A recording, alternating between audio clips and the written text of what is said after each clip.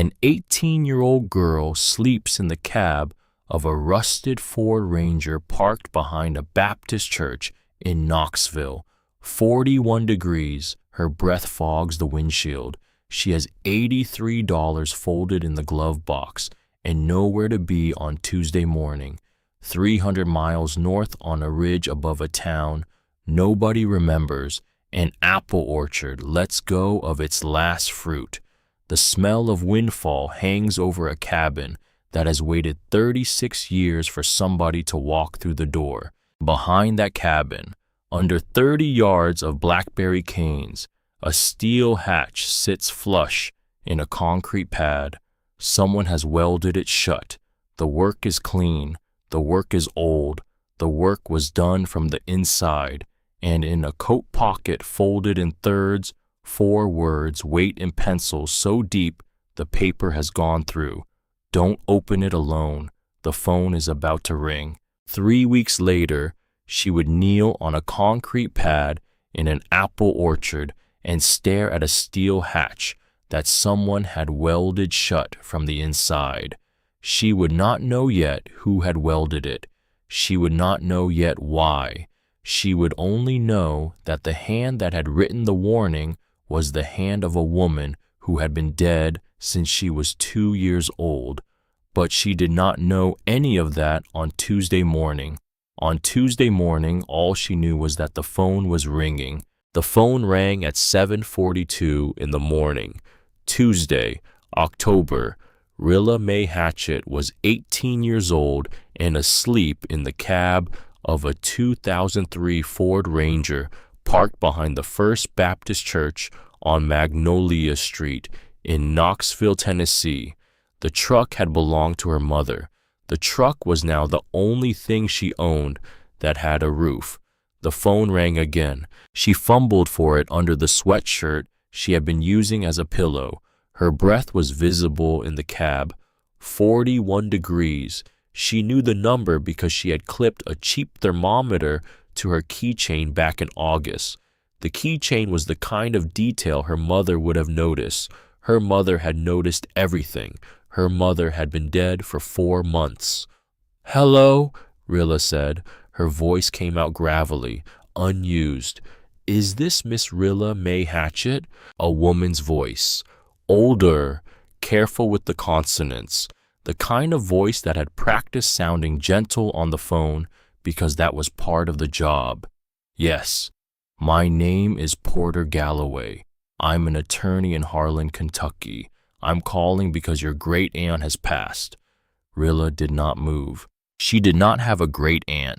She had a mother named Marigold who died of breast cancer in June. She had a father who left when she was 4. She had a stepfather who threw her clothes onto the porch in July and changed the locks before sundown. She did not have a great-aunt. "Ma'am," Rilla said, "I think you have the wrong number. Your great-aunt was Ottilie Tucker Hatchett. She was 79 years old. She passed in August at her home in Harlan County." August. Rilla had been living in this truck since the end of June. Sometime in August, she had been parked in a Walmart lot in Sevierville, eating a hot dog from a gas station rotisserie. Sometime in August, a woman she had never met had died. "I never met her," Rilla said. "You met her twice, actually."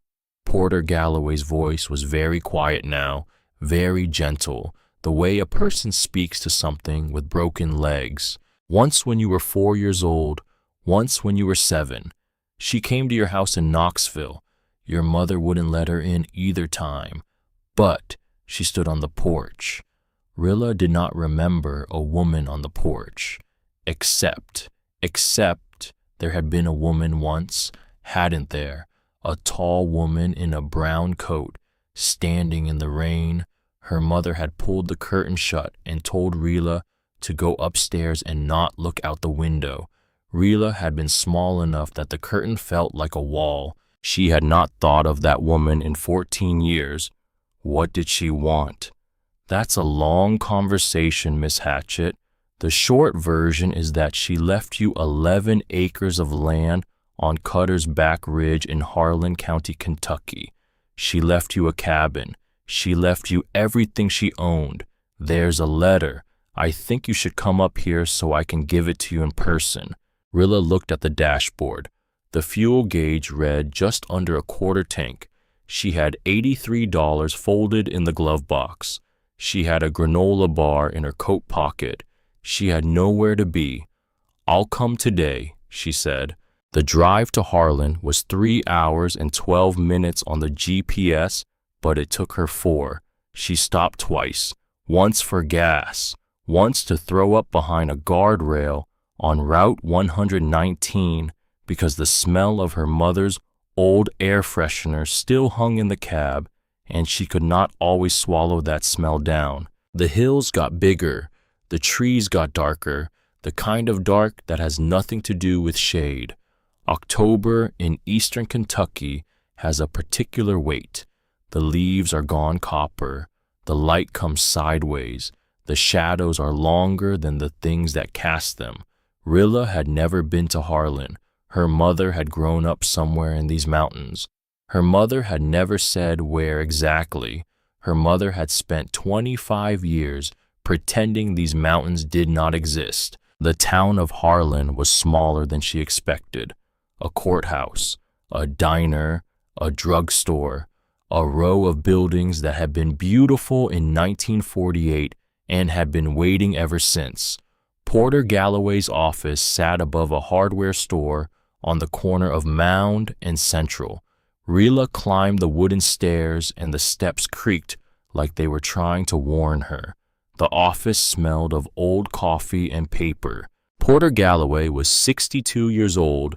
She wore a navy cardigan and reading glasses on a chain. Her hair was white and cut short, and her hands looked like she had used them. "Sit down, honey," she said. She did not waste time. She slid a folder across the desk. She slid a brass key across the desk. She slid a sealed envelope across the desk. "The cabin is on Cutter's Back, 8 miles north of a town called Bledsoe. Gravel road most of the way. Your great-aunt lived there alone for the last 36 years of her life. The property is yours free and clear. There's no mortgage, there is no tax debt." She had $2,400 in a savings account at the credit union. "That's also yours. The paperwork is finished. You don't need a lawyer for any of it. You just need a key and a road map." Porter paused. "I do need to give you this letter. Your great-aunt was particular about who handed it to you. She wrote that in her will. She wrote, 'Give it to the girl herself in your hand, no one else.'" Rilla took the envelope. It was cream-colored. It was sealed with a small circle of red wax. The wax had been pressed with the back of a thimble. Rilla knew because the indentation was that precise little hexagon her grandmother on her mother's side used to make on the buttons of her quilts. Her grandmother was dead too. Her grandmother had been dead since 2003. The envelope said, "To Rilla May" on the front. Just that. No last name, no address. Just Rilla May in pencil, in handwriting that was not Ottilie's, in handwriting that Rilla recognized, in the handwriting of her grandmother, in the handwriting of a woman who had been buried at Pine Hollow Cemetery in 2003 when Rilla was 2 years old. Rilla turned the envelope over twice. The wax was unbroken. The paper was old but not yellowed. Whoever had written this had written it years ago, and someone had kept it safe. "How did your great-aunt come into this letter?" Porter asked. "I don't know," Rilla said. She did not say, "I don't know who wrote it," because she knew exactly who wrote it. She just did not know how. She broke the wax. Inside was a single sheet of paper, folded in thirds.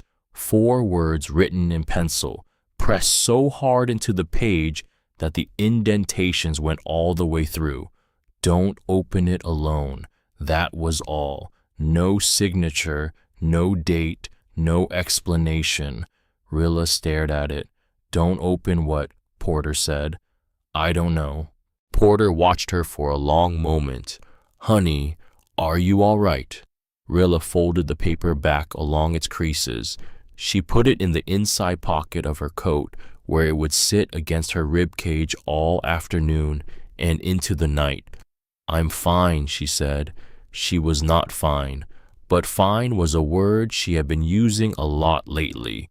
Fine had become a kind of door. You said fine and the door closed and people stopped asking and you could breathe. Porter walked her down the stairs. The afternoon had turned cold, the kind of cold that gets under fingernails. The cabin's electricity is off, Porter said. There's no running water. There's a well around back, rope and a bucket. The well is good. Your great-aunt drank from it every day for 36 years. Okay. There's a wood stove. There's a chimney. The chimney is sound. I had a man check it in September after she passed. Thank you. There's a quilt on the bed. There's a kerosene lantern on the kitchen table. There are matches in the tin above the stove. She left things ready, Rilla. She left them ready for someone. Porter put her hand on Rilla's shoulder. It was a brief touch. It was the touch of a woman who had been telling young people difficult things for 40 years and had learned to keep her hand light. Drive careful on that ridge road. The road off Route 119 climbed for 4 miles before the gravel turned to dirt. The dirt turned to 2 ruts through tall grass. Rilla had to get out twice to move fallen branches. The Ranger's tires bit into clay. Her hands gripped the steering wheel, and she could feel the steering wheel through her gloves. The cabin sat at the top of a short rise. Behind it, the orchard ran downhill in uneven rows. Apple trees, old ones, the kind that had been planted with a level string and then left to themselves for 20 years and had gone strange and lateral and heavy with small, bitter fruit. The fruit was on the ground now. The smell of the windfall reached her before she got out of the truck. Sweet, alcoholic, slightly wrong, the way sweetness gets when it has nowhere to go. Rilla turned the engine off. She did not get out of the truck for a long time. She sat with both hands on the steering wheel and she looked at the place. A 2-room cabin, half log, half frame, tin roof patched and repatched until the patches had patches, a stone chimney that listed about 4 degrees off plumb, a porch with 2 missing boards in the middle and a 3rd cracked through, a window covered from the inside with what looked like a feed sack. This was hers. This building, these 11 acres, this orchard full of rotting apples. This woman she had not known had left her this place, and a letter written in the hand of a dead grandmother. Rilla pressed her palm against her coat pocket. The letter was still there. She could feel the 4 creases. Don't open what? Open what? Open what? She got out of the truck. She walked the perimeter of the cabin slowly. The way her grandfather on her mother's side had taught her to walk ground you didn't know yet, heel to toe. Take in everything before you touch anything. He had been a logger before the war. He had taught her 3 things, and then he had died. Walk slow, count your tools, don't trust a tree until you've watched it in wind. She missed him with a sudden physical ache. She missed her mother. She missed someone she had never met. The padlock on the cabin door was a master number 3, old. The brass had gone greenish at the shackle, but the shackle itself was solid when she tested it. Someone had oiled it. There was a faint trace of petroleum jelly in the keyway when she pressed her thumbnail there. Maintained. Recently, Rilla fitted the brass key Porter had given her into the lock. It turned.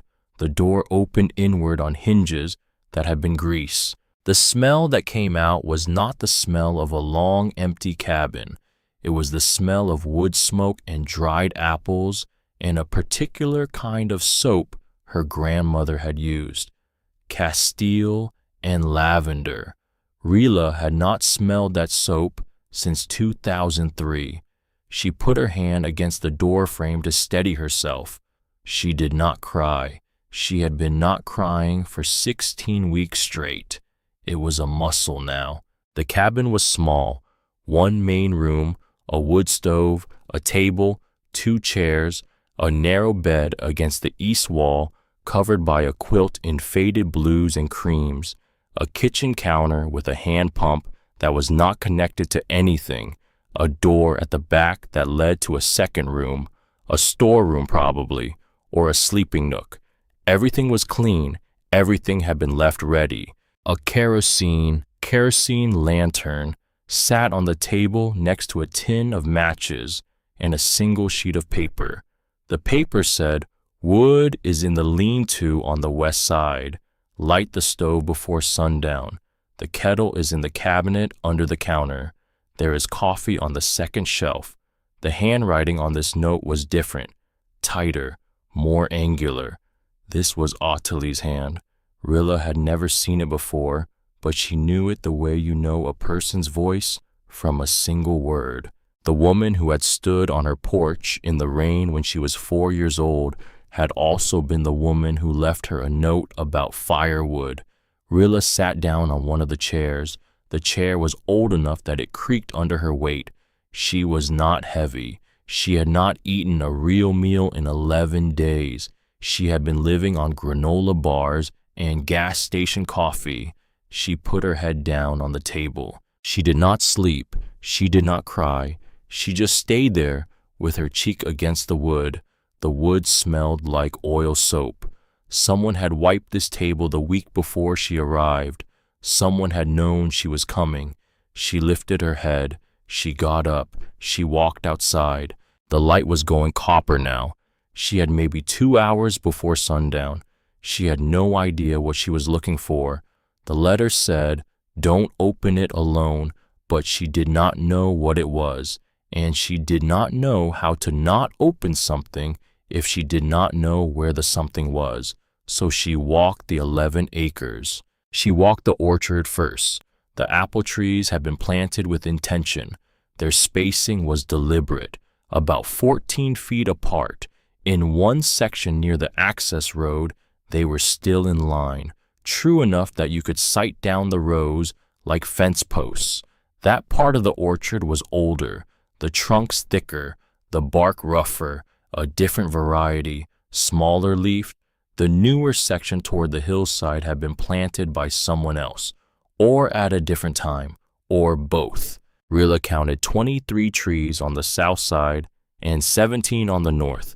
Whoever had planted these had been someone who believed apples were worth 40 years. She walked the slope behind the cabin.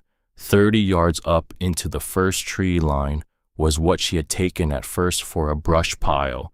In daylight it had structure, rock and timber, a low form half swallowed by the hillside. She stood at the edge of the orchard and looked at it for a long time. It was the way the ground receded from it that caught her, not raised, not level, but lower on the uphill side, as if something had been dug and then covered, and the earth had settled inward over the years.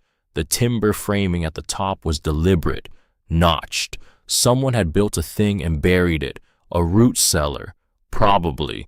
That was the obvious answer, except a root cellar would have a door you could open.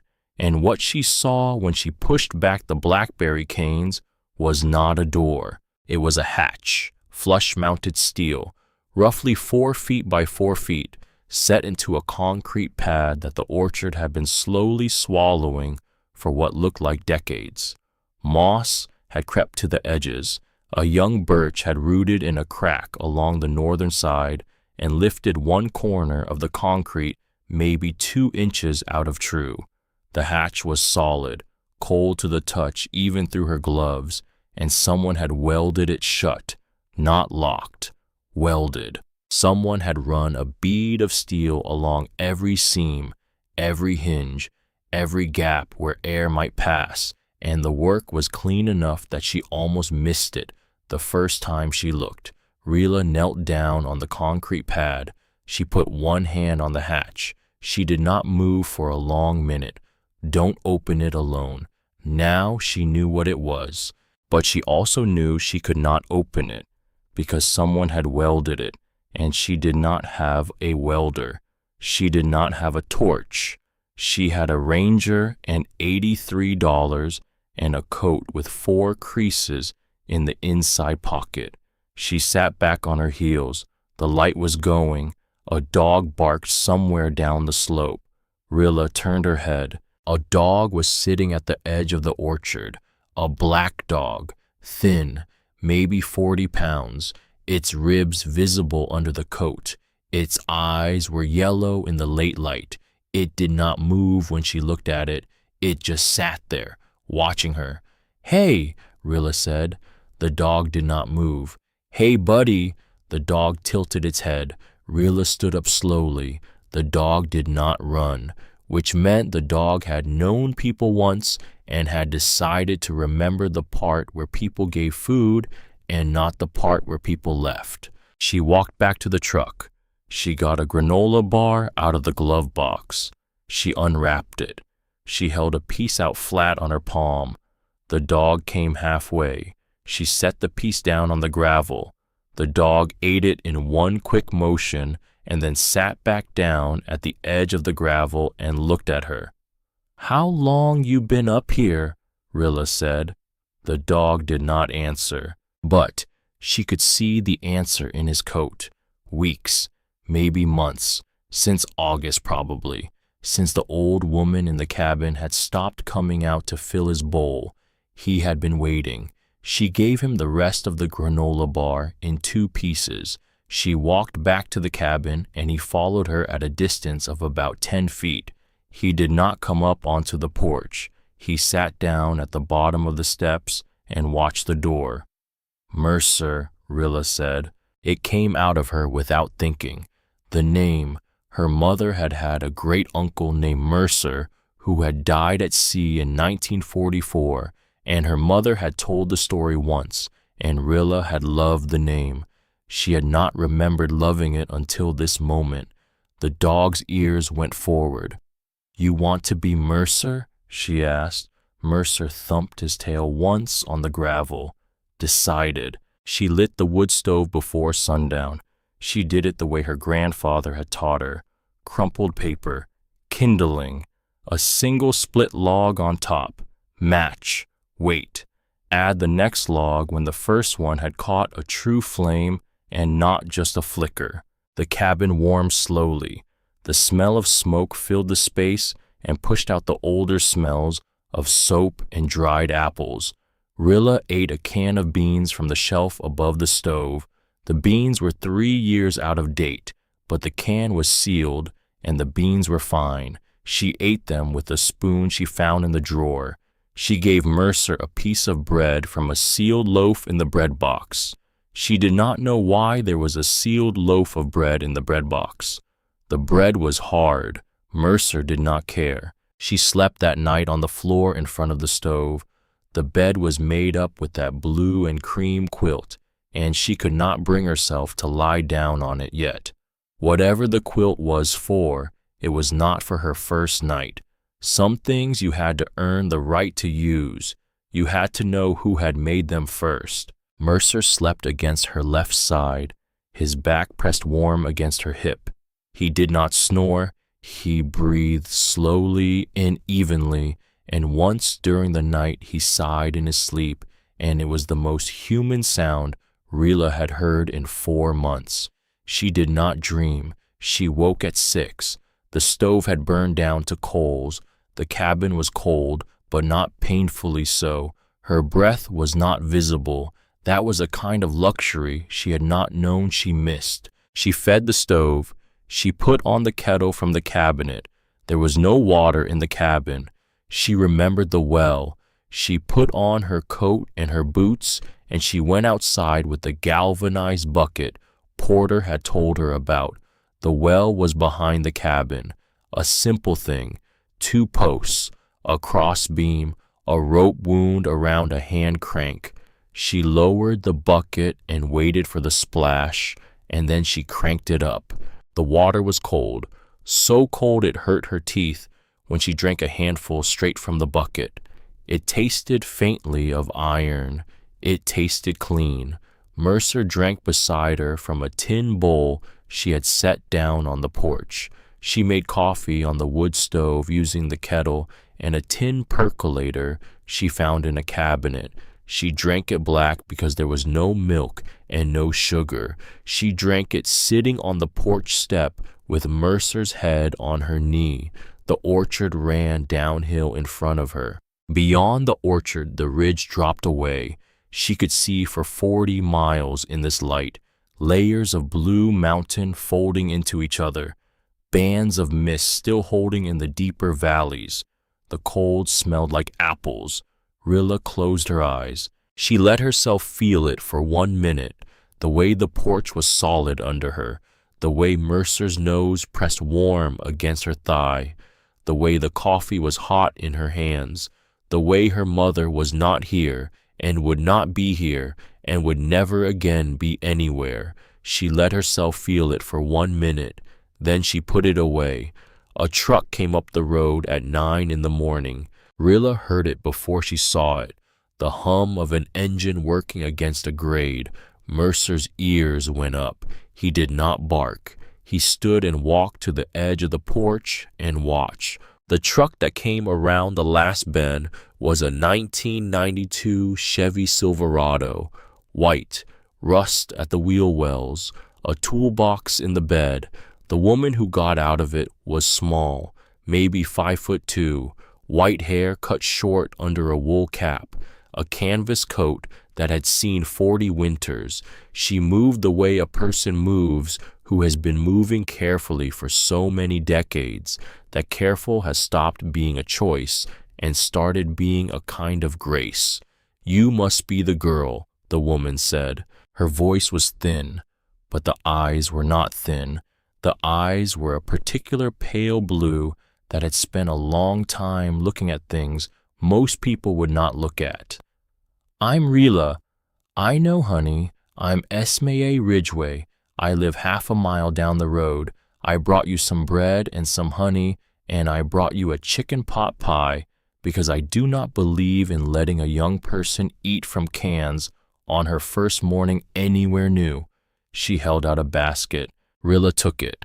The basket was heavier than it looked. She could smell the pie through the cloth. "Thank you," Rilla said. "You don't have to thank me. I owed your aunt 40 years of pies. This is one of them." Esme stepped up onto the porch without being asked. She bent down and scratched Mercer behind the ears.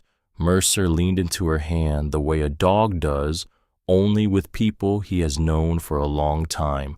"You found him," Esme said. "He found me. That's better." Esme stood back up. She looked at Rilla.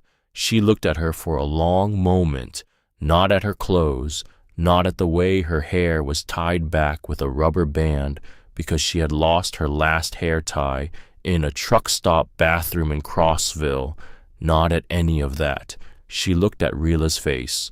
"Lord have mercy," Esme said quietly. "You have her eyes." "Whose eyes?" "Persimmon's." "Who is Persimmon?"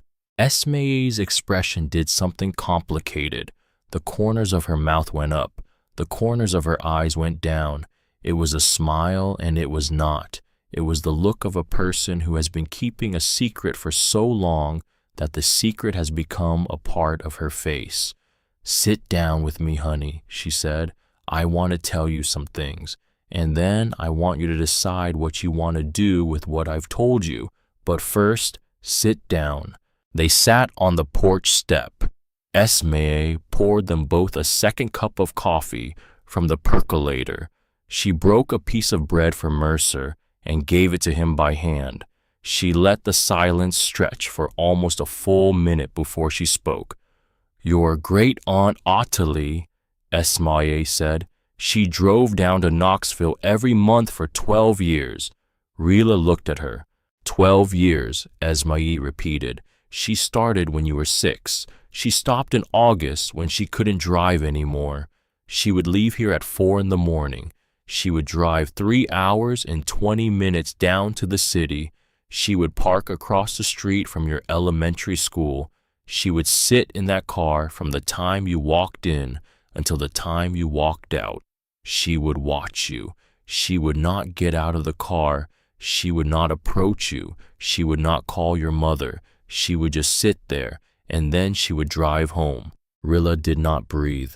When you got older, Esme said, she changed where she parked. She parked at the Walmart, down the road from your high school. She parked at the diner where you worked the summer you were 16. She knew which weekends you had your shift. She knew when you got off. She would order coffee and sit by the window and watch you walk to your car, and then she would drive home. That's not possible. It's possible, honey. I never saw her. You weren't supposed to see her. She made very sure of that. She loved you in a way that did not require you to know about it. Rilla put down her coffee cup because her hand was no longer steady. Why? She said. That's the longer conversation, honey. That's what your grandmother's letter is about. That's what the hatch in your back orchard is about. I'm not going to tell you all of it on a porch in the cold. I'm going to tell you some of it now, and then I'm going to leave and let you decide whether you want the rest. Esme paused. She looked out at the orchard. Your grandmother was Asa May Hatchet. Your great-aunt Ottilie was her twin sister. They were born here on this ridge in 1940. They were not identical. Asa was the louder one. Ottilie was the patient one. They lived together in this cabin from 1962 until your grandmother left to get married in 1973. Then Ottilie stayed, alone, for 46 years. What happened in 1962? Esme's eyes shifted. The shift was small, but Rilla had spent 4 months reading people's faces for what they were not saying. She had learned the small shifts. In 1962, Esme said carefully, their mother almost died. She did not die, but the town was told she died, and those 2 girls, 22 years old, they built something in the ground behind this cabin. They built it themselves, with their own hands, across about 3 years. They built it because their mother needed somewhere to be where no one would find her. My great-grandmother, yes. What was her name? Persimmon. Persimmon Hatchet. Most people called her Sim. Persimmon. The name landed in Rilla's chest like a stone dropped into deep water. She had been told her great-grandmother's name once. She had been 7. She had asked her mother about the woman on the porch, the woman in the brown coat in the rain. Her mother had said that was your great-aunt, and we don't talk about her family. Rilla had asked why. Her mother had said because there is a woman named Persimmon, and she is the reason. That was the only time her mother had ever said that name. Rilla had assumed Persimmon was someone bad. She had assumed Persimmon was the reason her mother had run. She had been wrong. How long did she live down there? Rilla said. Esme looked at her steadily. 29 years. 29. From 1962 until 1991. Your great-grandmother lived underground for 29 years. Her 2 daughters brought her food. Her 2 daughters changed her bedding. Her 2 daughters built a chimney that vented through the root cellar so the smoke wouldn't be seen.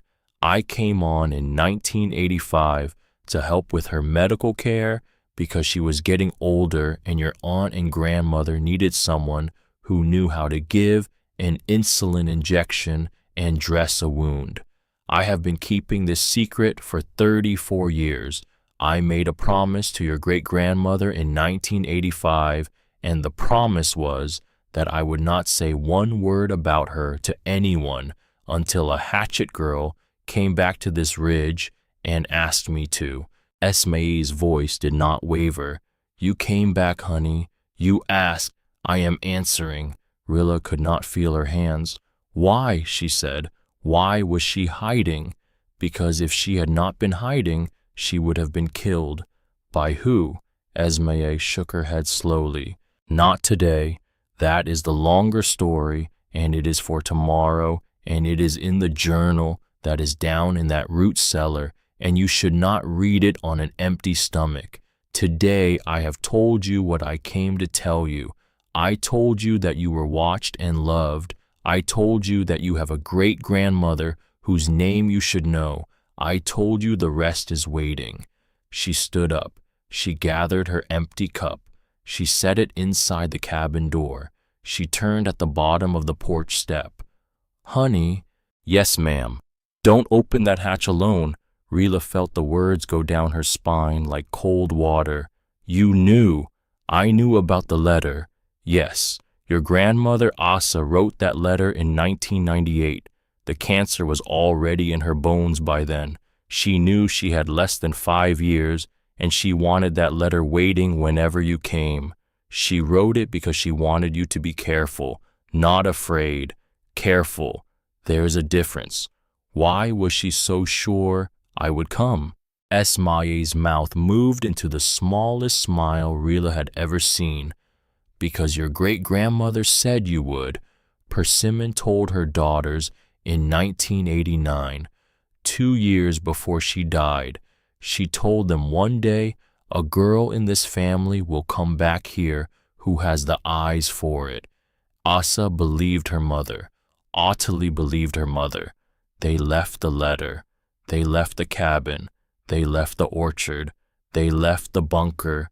They left it all for the girl with the eyes. Esme studied her for one more long moment. You have the eyes, Rilla May. She got back in her truck. The Chevy started rough. She let it idle for 30 seconds. Then she lifted one hand off the wheel in a small wave and rolled down the rutted road toward Bledsoe. Rilla sat on the porch step for a long time after she was gone. Mercer pressed against her leg. The light moved in the orchard. The wind shifted. A single red apple dropped from the tree nearest the cabin and rolled 3 feet down the slope and stopped. 29 years. A woman had lived underground for 29 years on this ridge. 2 daughters had built a room for her with their own hands across 3 years. A grandmother Rilla had never known had written her a letter 21 years before she would arrive to read it. A great-aunt had watched her grow up from across the street at her elementary school, had watched her from a diner window, had loved her at a distance for 12 years, and never asked anything from her. Not one phone call, not one birthday card. Just the watching, just the waiting, just the orchard, just the cabin, just the hatch in the back. Rilla stood up. She walked through the cabin to the back door. The back door opened onto a small kitchen garden. The garden was overgrown, but the rows were still legible. Onions had bolted to seed. Sage had gone woody. A few rosehips still hung red on a bramble at the far end. She walked the garden slowly, the way she had walked the orchard, heel to toe. 40 paces out from the back door, she felt it. The ground changed. The grass was shorter here, paler, the way grass grows over something that doesn't let roots go deep. She knelt down. She put her palms flat against the earth. She tapped with one knuckle. The sound was hollow, not earth hollow, structure hollow, concrete an inch or two below the surface, a second access. Not a hatch, a shallow depression, roughly rectangular, maybe 5 feet by 2, covered over with sod that had been cut and relaid years ago. The edges had healed in, but if you were looking for them, you could find them, a seam like a scar. Rilla used her bare hands. She tore back the sod in long strips. The earth came up easier than she expected, as if it had been waiting to be lifted. Underneath was a wooden trap door, hinged with brass, a simple latch, not welded, not locked, just a latch. She lifted it. A wooden ladder went down into the dark, maybe 10 feet. The air that came up smelled of dry clay and machine oil and old paper, the smell of a place that had been waiting. Rilla sat on the edge of the opening. She looked at her hands. Esme's voice was still in her head. Don't open that hatch alone. But this was not the hatch. The hatch was the welded one. The hatch was the one her grandmother had warned her about. This was the way her great-grandmother's daughters had used. This was the way her grandmother and great-aunt had come and gone for 36 years. This was not the hatch. This was the door. Rilla looked at Mercer. He was sitting at the top of the trap door. His ears were forward. His tail was still. You wait up here, she said. Mercer cocked his head. Just for now. She climbed down. The bottom was concrete. Level 2 within a degree. She could feel the engineering of it through her boots. A single strand of cloth-wrapped wire ran along the left wall at shoulder height. There was no light. She had brought no light. She climbed back up. She walked to the cabin. She got the kerosene lantern off the kitchen table and the tin of matches. She lit the lantern on the porch. The mantle caught white and even. The flame steadied. She climbed back down. The bunker opened up at the bottom of the ladder. A rough rectangle, maybe 18 feet by 12. The east wall was shelving floor to ceiling. Pine boards on steel angle iron brackets bolted into the poured concrete. Sealed cans, glass jars with rubber gasketed lids, boxes of supplies, wooden crates stenciled in black ink. In the center of the room sat a table, welded steel frame, plywood top sealed with something amber. On the table sat a kerosene lantern of its own, a tin cup, a hand compass, and a leather-bound notebook, thicker than a journal, the size of a small ledger, lying closed with a length of waxed twine wrapped twice around it and tied in a simple bow. A folding chair was pushed in under the table. Rilla stood at the bottom of the ladder for a long minute.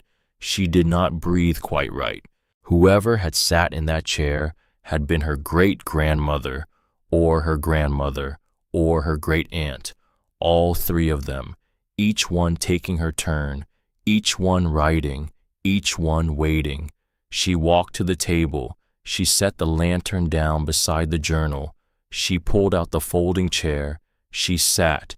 She did not touch the journal yet. She let her eyes adjust. She let the smell of the room settle into her.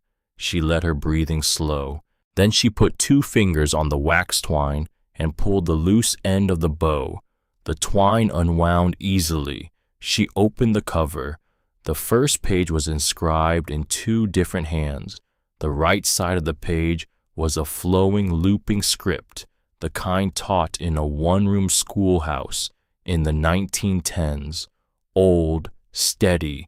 The ink had faded to brown, but the letters were still beautiful. November 14, 1962. 3 days since the fire. Sim is safe in the smokehouse. The girls have measured the ground. They have driven the corner stakes. May God forgive us what we are about to do, and may He bless us in the doing of it. P.H. Persimmon Hatchet. Rilla touched the letters with one fingertip. On the left side of the page, in a different hand, a younger hand, sharper, less practice, but determined. November 14th, 1962. Day 1. Mama is alive. The town thinks she's gone. We start digging at dawn. A-N-O, Asa and Ottilie, 22 years old, twins, standing in the same orchard 57 years ago with shovels in their hands and their mother hidden in the smokehouse and 3 years of digging ahead of them. Rilla turned the page. The handwriting alternated all the way through. Sometimes a whole entry was in Persimmon's careful old hand. Sometimes the twins shared a page back and forth. Sometimes they signed A and Persimmon would write O. Sometimes they all three wrote on the same day. This was not a survival journal. This was a family, across 3 generations of women, across a span of decades, writing to each other underground, writing to whoever would come after, writing to Rilla. Above her head on the surface, Mercer began to bark. 2 short barks, then a low growl that was not quite a growl. It was a warning sound, the sound a dog makes when something it does not like has come up the road. Rilla froze with her hand on the journal. She listened. Through 10 feet of clay and the wooden trap door and the soft October wind in the orchard above her, she could just barely hear it. The hum of an engine working against a grade. A car, coming up the gravel road. Not Esmae's old Chevy. Esmae had left an hour ago and gone the other way, and Rilla would have known the sound of that engine anywhere by now. This was a different engine, smoother, newer, the kind of engine that belonged to a car with leather seats and a polished hood. Rilla closed the journal. She wrapped the wax twine back around it. She did not tie the bow. She left it loose because she would be back. She picked up the lantern. She climbed the ladder. She closed the trap door. She pulled the strips of sod back over it as best she could in 30 seconds. She stood up and brushed the dirt off her knees and her palms. Mercer was at the corner of the cabin now, looking down the road. His back was rigid. His tail was low and stiff. "Easy," Rilla said. She walked around to the front of the cabin. A black Lincoln Town car was just pulling up the last rise. It glittered against the brown of the October ridge in a way nothing on this road had any business glittering. The car came to a stop 10 feet from her truck. The driver's door opened. A man got out, 54 years old, tall, heavy-shouldered, camel hair coat over a charcoal suit, silver hair combed back, a face that had been handsome once and had aged into something harder, the kind of handsome that turns into a warning if you watch it long enough. He smiled. The smile did not reach his eyes. "Miss Hatchett," he said, "my name is Coburn Tate. I was a very dear friend of your Aunt Ottilie's. I hope you'll forgive me for coming up unannounced on your second day here. I just wanted to pay my respects and to talk to you about this beautiful piece of land." Mercer growled low in his throat. Rilla put one hand on the dog's collar. She did not say anything yet. She just looked at the man, and she felt the letter in her coat pocket. 4 creases, pencil pressed deep enough to go through the page. "Don't open it alone." She had been alone for a long time, but she was not alone now. Coburn Tate took 1 step forward. Mercer's growl deepened. "Easy now," Coburn said. He did not look at the dog. He looked at Rilla, the way a man looks at a thing he intends to buy. "I'm not here to cause trouble, Miss Hatchett. I knew your aunt for almost 40 years. I came up to introduce myself. That's all." "How did you know I was here?" Rilla said. The question came out flat. She had not meant to lead with it, but it was the only question that mattered. Coburn's smile widened by half a degree. "Small county sweetheart. Word gets around. Porter Galloway's secretary is married to the man who fixes my furnace." That was a lie. Rilla did not know how she knew it was a lie. She just knew. Her mother had been a waitress for 19 years. Her mother had told her once that you can hear a man lie before you can prove it. His voice goes 1 inch too smooth, her mother had said. Listen for the inch. Coburn's voice was 1 inch too smooth. "What do you want?" Rilla said. "I want to make you an offer." "On what?" "On this property, all 11 acres. I would like to keep it in good hands. Your aunt loved this ridge. I'd like to be sure it stays the kind of place she would have wanted it to be."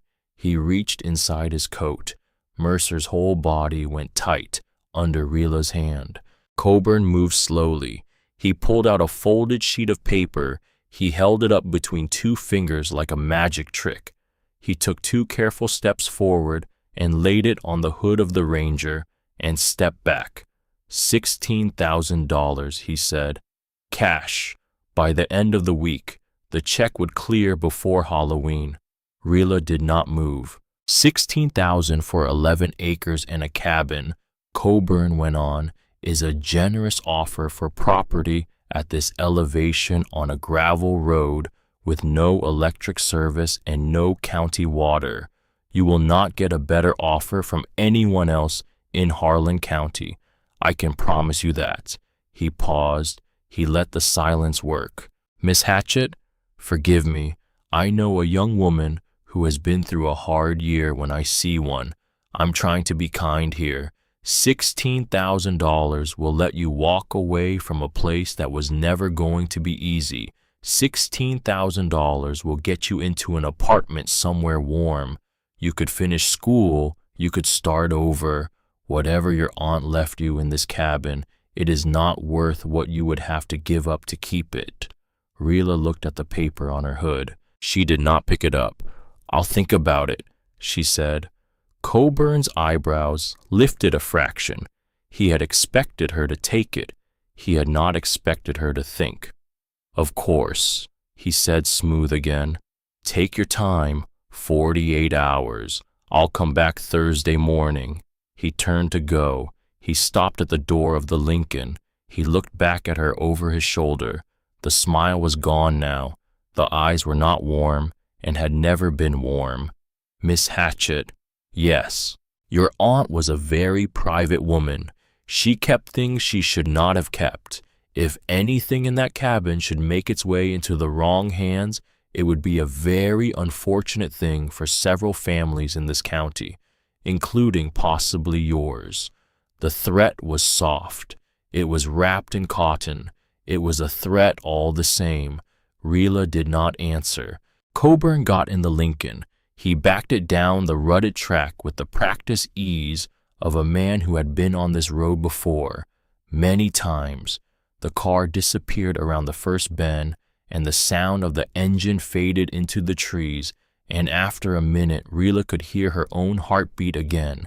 She picked up the paper from the hood. It was not a contract. It was a typed memo. Coburn Tate Holdings, LLC, a Lexington address. 16,000, the figure underlined twice in fountain pen. At the bottom in the same fountain pen, 3 words. She kept records. 3 words. He had not told her what kind of records. He had not had to. He had told her she kept records, the way you tell a child, don't touch the stove. He had wanted her to know what he knew. He had also wanted her to be afraid. Rilla folded the paper carefully and put it in the inside pocket of her coat next to the letter from her grandmother. 2 papers now, 2 halves of the same story, from 2 different ends. She stood on the porch for a long time after he left. Mercer pressed himself against her shin. He did not relax until he had heard the Lincoln cross the last cattle guard a mile down the road. Good dog, Rilla said. She went back inside the cabin. She did not climb back down to the bunker that morning. She needed to think. She needed to walk the property in the daylight one more time before she went underground again. She needed to know what Coburn Tate had been so sure was down there. She fed Mercer the last of the chicken pot pie. She drank a second cup of coffee. She washed her face with well water from the bucket. Then she got in the Ranger and she drove down the mountain. The library in Harlan was a single-story brick building on the corner of Central and Mound, 2 doors down from Porter Galloway's office. It had been built in 1932 with WPA money. It still had the original oak card catalog along the back wall, even though no one had used it for 20 years. Rilla had not been inside a library in 2 years. The librarian was a small woman with silver hair, pulled back tight, and a cardigan the color of dried roses. The nameplate on her desk said, Tabitha Worth, branch manager. She was reading a paperback western with a coffee mug at her elbow. Rilla walked up to the desk. "Ma'am, I'm looking for the local history archives, newspaper microfilm, anything you have on the Tate family, and anything you have on a sawmill fire from 1962. Tabitha Worth lowered her paperback. She looked at Rilla. She looked at her for longer than was comfortable. Then she set the book down, spine up, page held. "You're the hatchet girl," she said. Rilla swallowed. "Yes, ma'am. Honey, I knew your great-aunt for 51 years. She used to come in here every other Thursday. She read more Wallace Stegner than any human being I ever met. Sit down. I'll bring you what I have." She did not get up right away. She kept looking at Rilla, the same way Esme had looked at her on the porch. "Lord," Tabitha said quietly, "you look like your great-grandmother. You knew her." "I was 11 years old when she disappeared. My mother sewed for her. I remember her standing in our kitchen. She had hands like yours, long fingers, a way of holding still." Tabitha stood. She moved to a back room. She came back 15 minutes later with 2 cardboard boxes and a microfilm reel in a small green case. "This is the Tate file," she said, setting down the first box. "Family history, newspaper clippings, obituaries, Yancey Tate, his son Wendell, the current Coburn. There's a fair amount in here." She set down the second box. "This is the sawmill file. Everything we have on Tate lumber going back to 1928. The 1962 fire is in here. I pulled the clippings myself in 1985 because I thought it might matter to someone someday." She set down the microfilm. "And this is the Harlan Daily Enterprise for the second half of 1962. Every issue. There's a reader in the corner. The light bulb hums, but the lens is clean." Rilla took all 3. "Thank you," she said. "Honey." "Yes, ma'am." "You did not get any of this from me." "No, ma'am. And you be careful in this town. The Tates are not what they used to be, but they are not nothing yet." Rilla worked at the back table for 4 hours. She started with the sawmill file. The fire had happened on the night of November 11th, 1962, a Sunday. 3 workers were officially listed as dead. 2 more were listed as missing and presumed dead. The mill had burned to the ground in under 3 hours. The cause was officially listed as an electrical fault in the kiln dryer. Yancey Tate, the owner, had paid for the funerals of all 5 workers out of his own pocket. The newspaper had called him a man of unusual decency in a time of great loss. The 5 names were listed in the obituaries. The 5th name on the list was Persimmon May Hatchett, age 59. Rilla stared at the name for a long time. Her great-grandmother had been officially declared dead in a sawmill fire that she had not been in. Yancey Tate had paid for her funeral. There was a photograph of the headstone in the file. Persimmon May Hatchett, 1903 to 1962, beloved mother. The headstone was in Pine Hollow Cemetery, 6 miles outside of Bledsoe. Rilla had driven past that cemetery on the way up. Her great-grandmother had a headstone over an empty grave for 57 years. The other 4 names in the obituary list were all women. Delphia Boggs, age 41, Mavis Ruel Crane, age 36, Hattie Brown Honeycutt, age 28, Lula May Wickline, age 51, 4 women, plus Persimmon, all employed in the kiln drying shed. Rilla wrote the names down on a sheet of paper. Then she opened the Tate family file. Yancey Tate, born 1908, died 1971, founder and proprietor of Tate Lumber Company Incorporated. the county's largest employer from 1939 until the mill closed in 1979, a deacon at First Methodist, a trustee of the volunteer fire department, a member of the Harlan County Chamber of Commerce, a man of unusual decency, a man of unusual decency. The newspaper had used that phrase 3 times across 40 years of coverage. The same words, the same coverage, the same lie.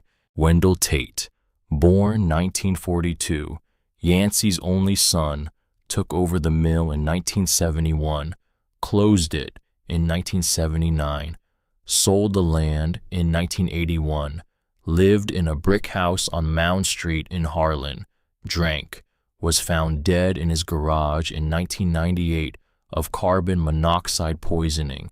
The official ruling was suicide. He left no note. Rilla wrote that down too. Coburn Tate, Wendell's only son, born 1965, president of Coburn Tate Holdings, LLC, a commercial real estate developer with offices in Lexington and Knoxville, married, 2 adult children, no history of legal trouble. There were 3 photographs of Coburn Tate in the file, one from 1992 when he had been a young man at his father's funeral, one from 2007 at a Rotary Club fundraiser, one from 2018 accepting an award from the Harlan County Historical Society. In all 3 photographs, his eyes were the same, cold, a little tired, watchful. Rilla closed the Tate file. She set up the microfilm. She rolled through to November of 1962. She found the issue from the morning after the fire. The headline ran across 2 columns, Inferno at Tate Mill, 5 dead, 3 injured owner, vows to rebuild. The article was on the front page. The photograph was of Yancey Tate in shirt sleeves, standing in front of the burned-out skeleton of the kiln shed, soot on his face, a handkerchief in his hand, his expression composed. Rilla scrolled forward. 3 days later, mill tragedy funeral arrangements. The 5 women were buried that Friday at Pine Hollow. The article ran their photographs in a single horizontal row. Persimmon Hatchett's photograph was a portrait, black and white, a woman of about 50 in a high-collared dress, dark hair pulled back, a small smile. Her face was Rilla's face, not quite, but close enough that Rilla felt it in her sternum the way you feel a slammed door in your chest. She had her great-grandmother's eyes. Esme had been right. Tabitha had been right. Coburn Tate had probably seen Persimmon's face on her face the moment she stepped out of the cabin. He had not been making an offer.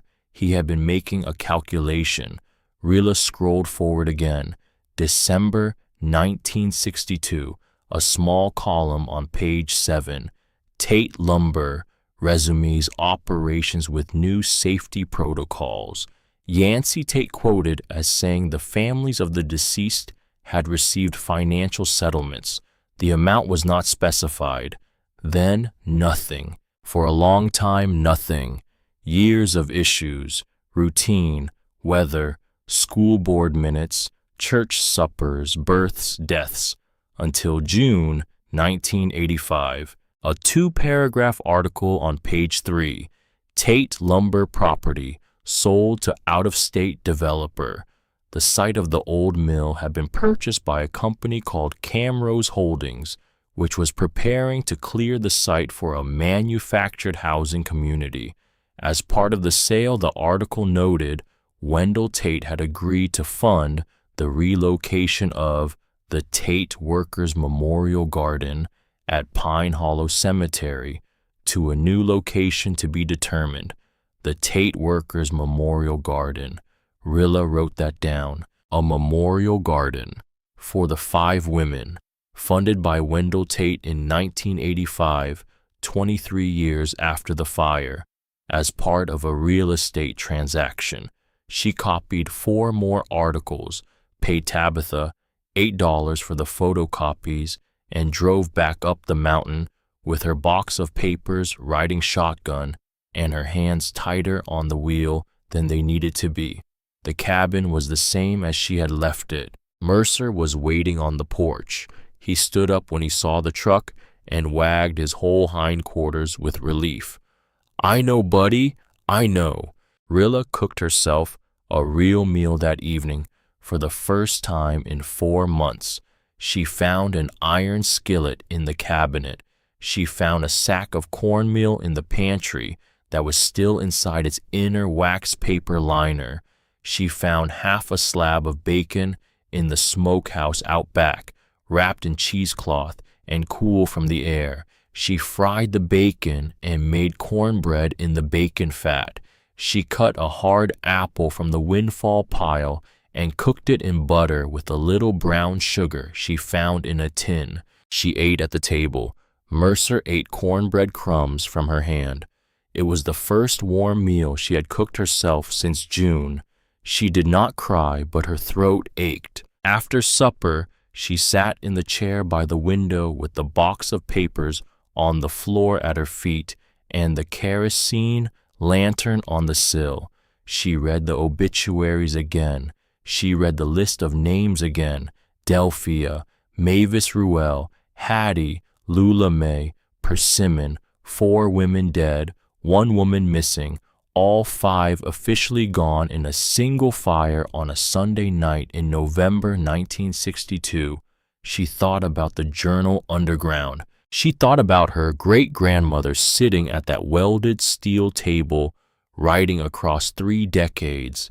She put on her coat. She lit the lantern. She walked through the kitchen garden in the dark. She knelt at the sod patch and lifted the trap door. Mercer came to the edge.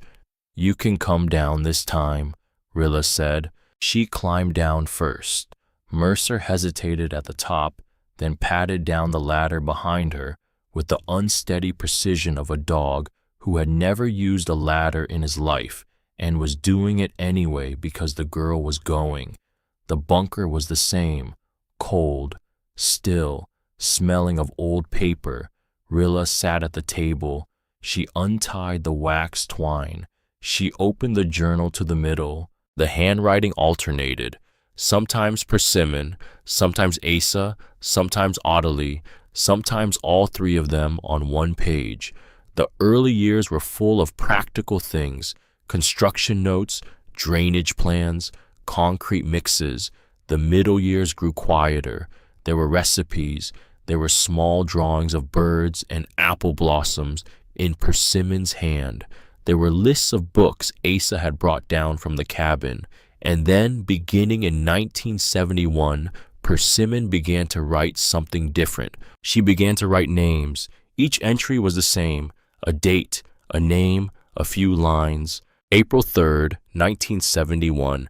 Mavis Ruel Crane, born December 1925 in Coxton, mother of 3, worked the kiln from 1958 until November 1962. Yancey laid hands on her in the lumber shed on the night of October 8th, 1961. She told her husband. Her husband went to confront Yancey. 2 days later, her husband was killed in a logging accident. The accident was not an accident. I knew her well. We sat together every lunch hour. I write this because no one wrote it for her. Rilla read that paragraph 3 times. Her hand went cold around the lantern. She turned the page. June 19th, 1971. Hattie Brown Honeycutt, 22 when she came to work the kiln in 1956. Yancey took notice in 1957. She would not have him. He demoted her from the kiln line to the night cleaning crew. He cut her wages in half. Her mother was sick. She had 2 younger brothers. She stopped saying no in the winter of 1958. She was carrying his child when the fire came. She would have been 6 months along. She had told me the week before. No one ever knew. I write this because no one wrote it for her. Rilla closed her eyes for a moment. She opened them. She turned the page. August 4th, 1971. Lula Mae Wickline. Worked the office, not the line. Yancey's secretary from 1949 until the fire. 51 years old, sharper than any man in that mill. She kept his ledgers. She knew where every dollar went. She knew about the settlements with the families. She knew about the second set of books. She told me once that he had threatened to ruin her brother in Pikeville if she ever wrote anything down, so she did not write anything down. She memorized everything. She told me out loud in the cab of my Ford pickup on 3 different occasions in 1962, "I am writing it now." She told me, "I am writing it. I write this because no one wrote it for her." Rilla read every entry. There were 17 names in total. 5 of them were the women who had died in the fire. The other 12 were women who had survived, women who had worked at Tate Lumber across the 34 years it had been in operation, women whose stories Yancey Tate had buried under a 40-year reputation as a man of unusual decency. Persimmon Hatchett had spent 20 years underground writing them down. She had written down the names. She had written down the dates. She had written down what Yancey had done.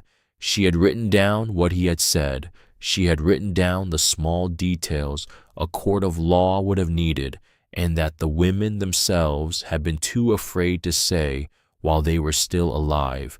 She had been the keeper. She had been the witness who survived. She had survived because her 2 daughters had built her a room 12 feet underground and had brought her food for 29 years. Rilla read until 2 in the morning. Mercer slept against her foot. When she finally closed the journal, she sat for a long time with her palms flat on the cover. She could feel her own heart in her hands. She climbed back up at 3. She slept on the cabin floor in front of the cold stove. She dreamed of a woman in a brown coat standing on a porch in the rain. The woman was not a stranger. The woman was her great aunt. In the dream, the woman lifted one hand and laid it against the window and smiled. Rilla woke at dawn. She made coffee. She walked the orchard with Mercer. She came back to the cabin and she sat at the table with the journal closed in front of her, and she thought about what to do. She did not know yet, but she knew this. She knew that Coburn Tate would come back on Thursday and ask her about the records and offer her $16,000. She knew that if she said yes, the 17 women would disappear a second time. She knew that if she said no, she would have to fight a man whose family had bought this town 3 generations ago. She knew that she was 18 years old, that she had $83 in the glove box of a truck that was not really hers, and that she had no education past her junior year of high school, and no living parent, and no permanent address, and no health insurance. She knew she had Esme. She knew she had Porter Galloway. She knew she had Mercer. She knew she had a journal. She did not know if it was enough. She drove down to Bledsoe that afternoon. She did not need anything in the town. She just needed to stand somewhere that was not the cabin. She needed to walk on flat ground and look at people who did not know her. The general store on Main was the size of 2 living rooms put together. A bell on a coiled spring rang when she opened the door. The smell inside was kerosene and tobacco and warm bread. The girl behind the counter looked up. She was 19, maybe 20, dark hair in a long braid, a face full of freckles, a green flannel shirt buttoned wrong at the collar. "Hey," the girl said. "Hey, you're the Hatchet girl, right?"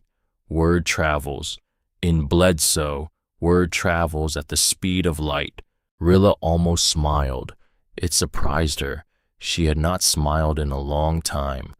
"I'm Sully," the girl said. "Sully Pickett. My granddaddy runs the place. He's in the back picking through hominy. I run the register on weekdays." "Rilla, I know, I figured.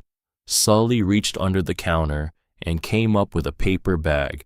Esme Ridgway came in this morning. She said if a tall, scared-looking girl came in, I was supposed to give her this and not let her pay for it. The bag had 2 sandwiches in it, ham and cheese on home-baked bread, a jar of cucumber pickles, a roll of butterscotch hard candies. I'm not scared-looking, Rilla said. Honey, you are exactly scared-looking. Rilla looked at her. Sully looked back, steady, not judging. Sit down, Sully said. Eat a pickle. I'm closing the register for 15 minutes, and you're going to tell me what you can about whatever's got you this jumpy, and I'm going to tell you what I know about whoever's making you jumpy, because in a town this size, there are not that many candidates. So Rilla sat down on a stool by the wood stove in the corner of the store.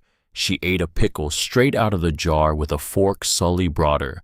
She told Sully nothing about the journal and nothing about the 17 names and nothing about the bunker.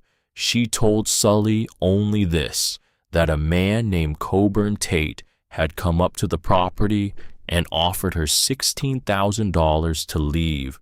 Sully's whole face changed. Coburn Tate, yes. Came up to your property, yes. Personally, yes. Sully sat down on the other stool. She put her elbows on her knees and her chin in her hands, and she stared at the wood stove for a full 10 seconds. Okay, she said. Okay, so, some things you should know. Tell me. Coburn Tate does not come up to anyone's property himself. He has people for that. He has lawyers and assessors and surveyors and a guy named Pruitt who shows up with a checkbook and a .45 caliber under his coat. Coburn coming up himself means he is scared of something. He does not do scared. So whatever is on your property, whatever your aunt left you, it is not just a cabin.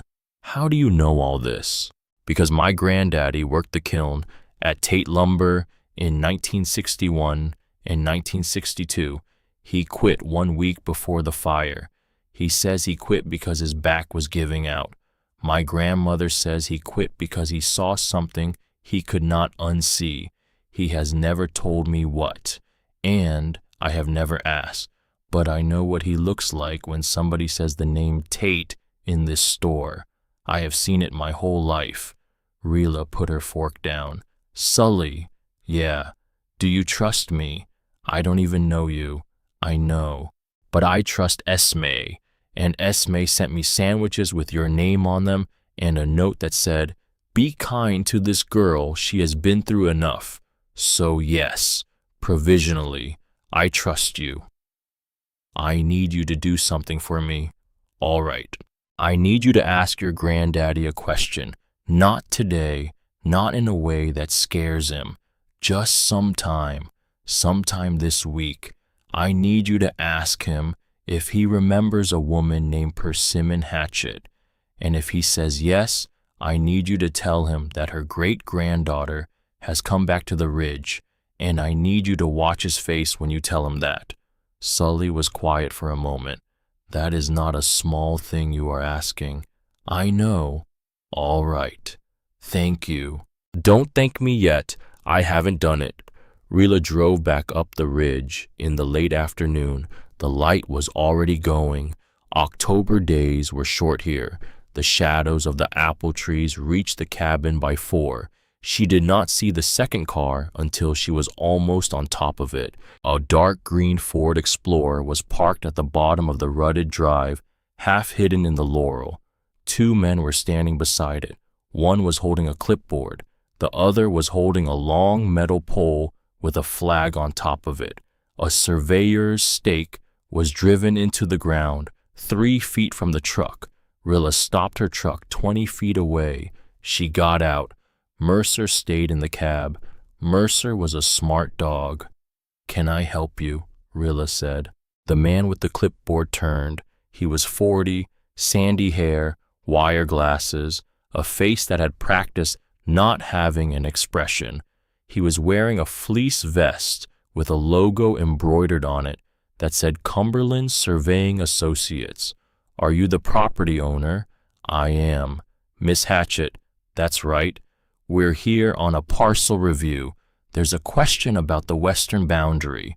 Who hired you? That's not information I can share, ma'am. It's my property line. You'll get the report when it's complete. Reel a step closer. She did not feel afraid. She felt something else. A clean, clear anger that ran straight through her chest like a wire. Sir, she said. Yes, ma'am. You are on my land, without permission, without notice. You did not call me. You did not come to the door. You drove past my mailbox and pulled into my driveway and started driving stakes into my property. You can finish your day now. You can take your stake. You can take your friend. You can take your clipboard and you can leave the way you came. And the next time someone wants to look at my property line, you can tell them to call my attorney. The man's face did not change, but his eyes did. The eyes recalculated. Who is your attorney, ma'am? Porter Galloway. The pause was small, but it was there. All right, he said. All right, Miss Hatchett, we'll go. They went. They did not pull the stake.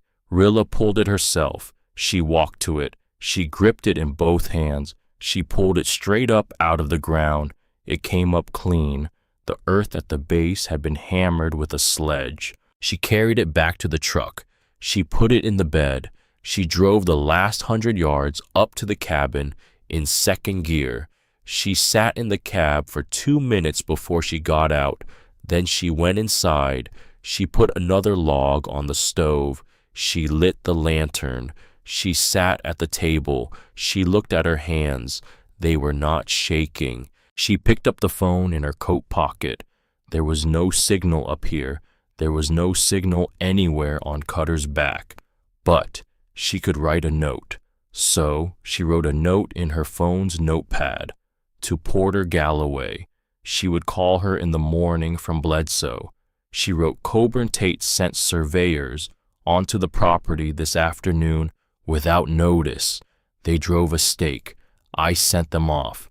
I need to know what my rights are, and I need to know if you can find out who actually hired them. She put the phone back in her pocket. She sat for a long time. Mercer pressed his head against her knee. She put her hand on his head. I'm not selling, she said. The dog did not answer, but she said it again anyway, out loud, to the empty cabin, to the stove, to the lantern, to the ghosts of 3 generations of women who had come through this place before her. I'm not selling. The night came down hard. She lit the lantern in the bunker again. She climbed down with the journal and a fresh notebook of her own. She had bought it that afternoon at the general store. A simple black composition book, the kind a child uses for school. She set it on the table beside the journal. She opened the journal to the very last page where there was writing. The last entry was dated July 14th, 2019. The hand was Ottilie's. The girl has been through her mother's funeral now. I drove down for the service and stood at the back of the church. She did not see me. She had on her mother's coat. The coat is too big for her. She is too thin. She did not cry at the service. She cried after, in the parking lot alone, holding the keys to the truck. I watched her from across the lot for 20 minutes. Then I drove home. I am 79 years old. I have been a witness for 57 years. I have written down what my mother wrote down. I have kept the orchard. I have kept the cabin. I have kept the hatch welded shut so that no one would open it without knowing what to do with what they found. I am tired now. I cannot drive to Knoxville anymore. My hands shake. I do not trust myself with a long road. If Rilla May comes here, and I think she will because she is her great-grandmother's blood, and her great-grandmother's people do not turn away from a thing once they have seen it, then she will find this book. She will read it. She will know what was here. I leave this to her. The journal, the cabin, the orchard, the names. She will know what to do with the names. She will know because the women in our family have always known. Rilla read it 3 times. Then she opened her own composition book. She uncapped the pen. She wrote at the top of the first page in her own handwriting, October 18th, 2019. She paused. She thought about what to write next. She thought about Persimmon Underground.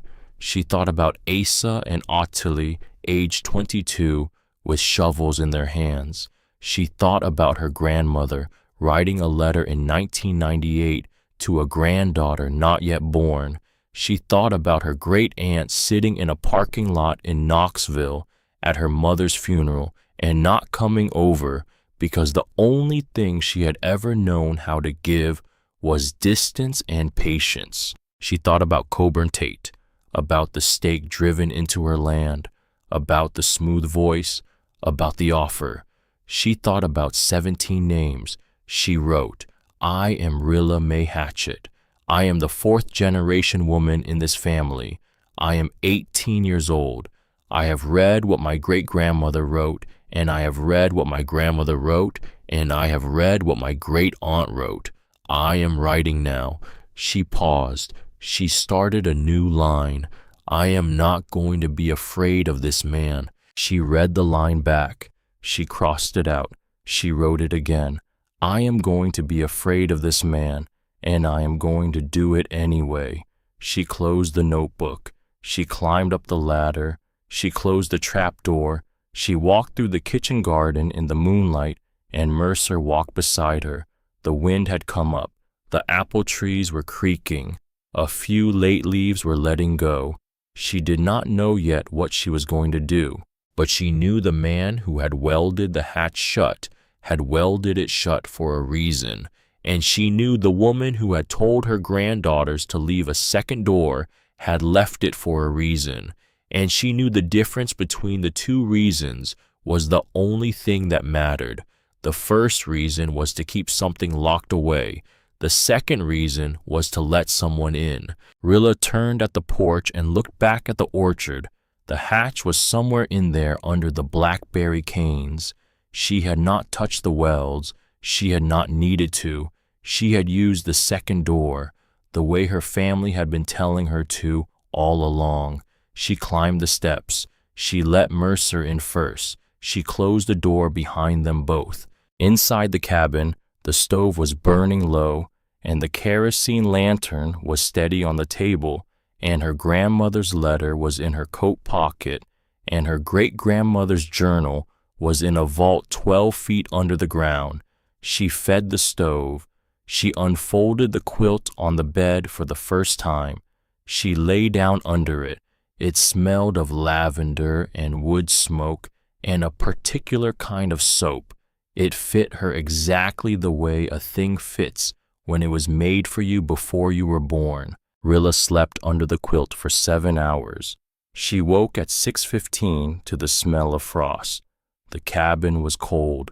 The stove had burned to gray ash with one small ember still glowing in the back corner. She fed it kindling. She fed it 3 small sticks. She fed it a split log. She waited until the flame caught true before she put the kettle on. Mercer was at the door. He needed to go out. She let him out. She watched him from the porch as he made a slow circuit of the yard. The frost was on every blade of grass. The orchard was silver in the early light. Her breath was white. She drank coffee. She thought, Coburn Tate was coming on Thursday. Today was Wednesday. She had 24 hours. She did not have a plan. She had pieces of a plan. She had the journal. She had Porter Galloway. She had Esme. She had Sully and possibly Sully's grandfather. She had a stake she had pulled out of the ground with her own hands. She had a great-grandmother who had spent 29 years underground writing down 17 names. She did not have a strategy, but she had a feeling that the strategy was not what she needed. She needed something else. She needed to know who Coburn Tate actually was, not the man in the camel hair coat, the man under the coat, the man who came up the mountain personally because he was afraid. She drove down to Bledsoe at 8. The general store was open. Sully was behind the counter again. There were no other customers. Sully looked up when the bell rang.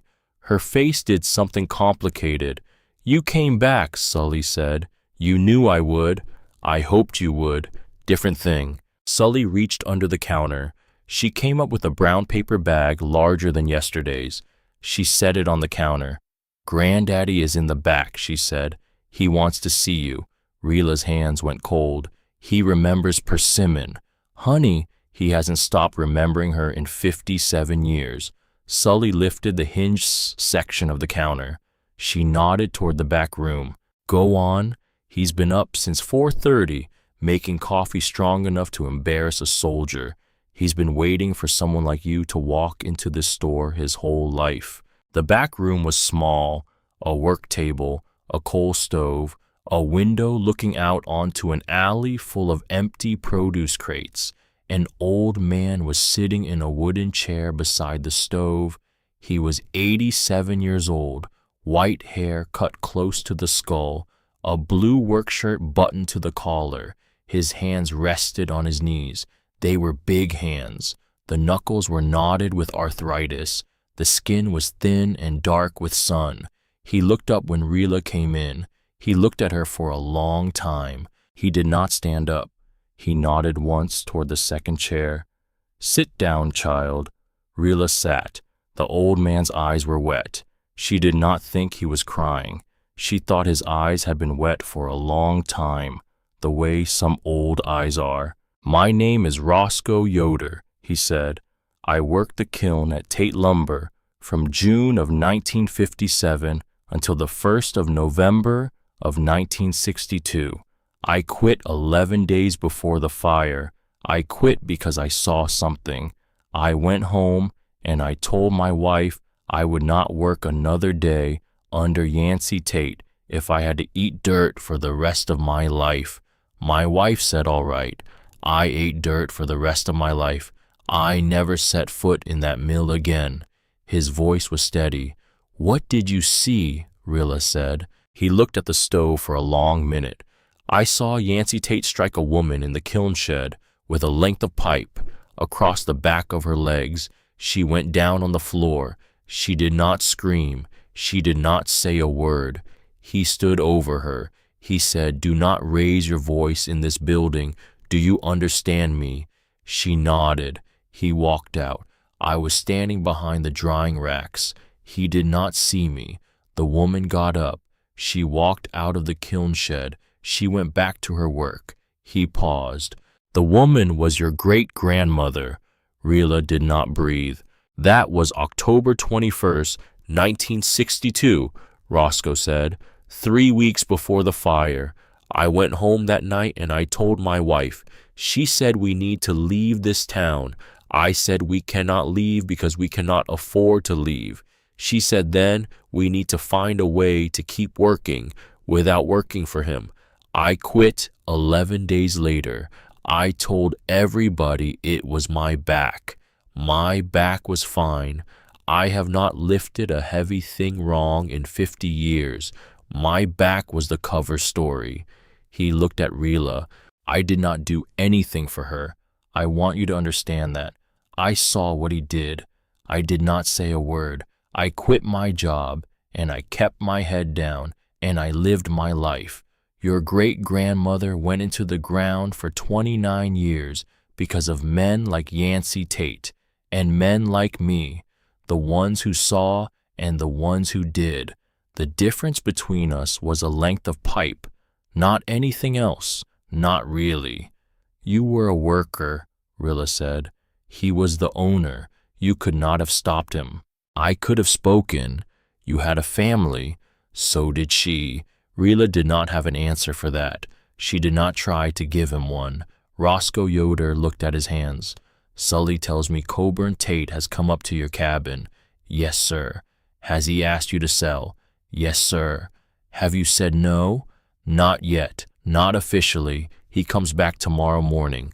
What do you have on him? She told him. She told him about the journal, about the 17 names, about the second set of books Lula May Wickline had kept in her memory and told to Persimmon in the cab of a Ford pickup truck in 1962, about the welded hatch and the second door, about Persimmon's 29 years underground, about the 17 entries written in her great-grandmother's careful, old-fashioned hand.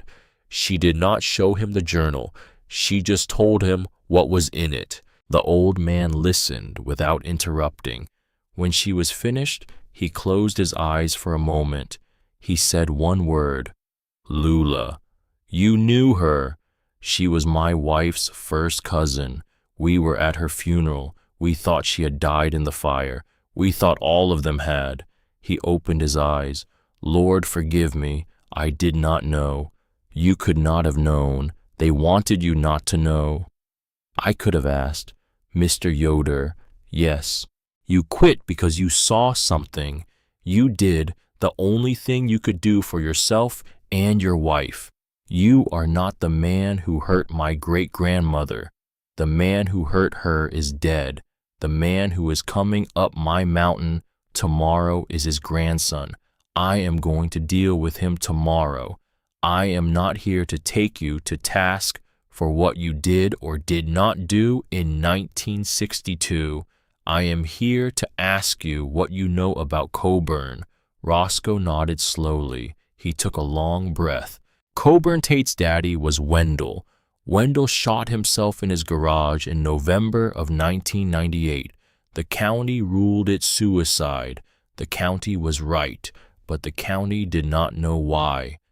Why? Because somebody sent Wendell a letter. Anonymous. Typewritten. It was a single page. It told him about his daddy, about the kiln shed, about the women, about the fire. It told him exactly what his father had done. He read it in his kitchen on a Tuesday.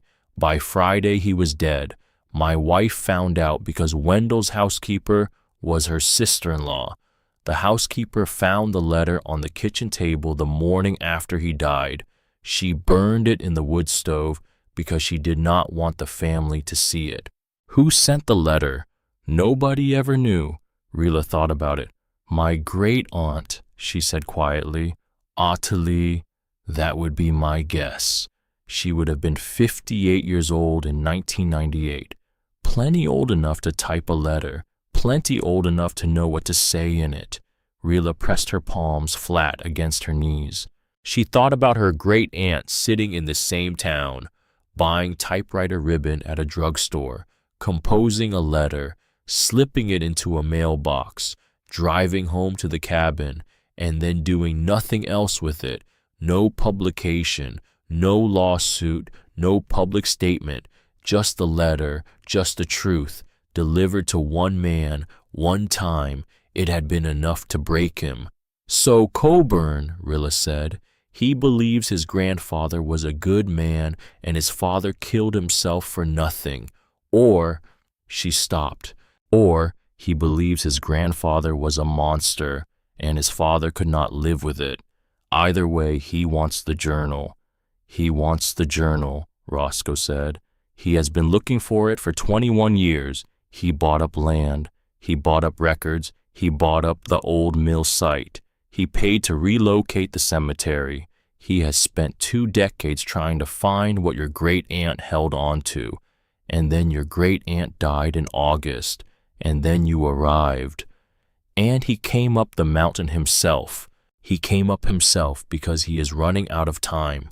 The story is going to come out, child. He knows that. The only question is whether it comes out from him or from you. From him, he would publish a version, a controlled version. He would say his grandfather was a flawed man in a flawed time. He would set up a small foundation. He would name it after the women. He would put their names on a plaque in a memorial garden. He would make a speech and shed a tear, and he would keep the journal. He would keep the names of the survivors. He would keep the leverage. And from me, from you, the names come out the way your great-grandmother wrote them, without editing, without softening, without a Tate name on a plaque, just the 17 women as they were, as she saw them. Rilla sat back in the chair. She felt very small. She felt very clear. Mr. Yoder, Roscoe, will you come up to the cabin tomorrow morning? I do not need you to do anything. I just want you there. I want him to see you. I want him to know that there is a man in Harlan who remembers what your great-grandmother went through. I want him to know I am not alone. The old man was quiet for a long time. My wife passed in 2014, he said. I have been a quiet man since. I have been a man who eats supper alone and goes to bed early and does not speak above a whisper. I have not done one thing in 15 years that mattered. He stood up. He was taller than Rilla had expected. The arthritis in his knees made him slow, but he straightened. I will be there at 8. Tell me what time he comes. I will be there 1 hour earlier. I will sit on your porch. I will not say one word the whole time, but I will be there. Clock, Rilla said. He said Thursday morning. I think 8. Then I will be there at 7. Rilla stood. She crossed the small room. She put her arms around the old man. He was bone and shirt and the smell of pipe tobacco. He stiffened at first, and then he let himself be hugged. He patted her once on the back, a single careful pat. Go on now, he said. Go on home, child. You have a hard day in front of you. She drove up the ridge with her hands steady on the wheel. She stopped at Esme's place on the way. The Chevy was in the driveway. Esme was out back hanging wash on a line. October wash. White sheets in cold air. Rilla parked and walked around the house. Esme looked up from the basket. She read Rilla's face in a single second. He is coming tomorrow, Esme said. 8 in the morning. Are you ready? No. You don't have to be ready, honey. You just have to be there.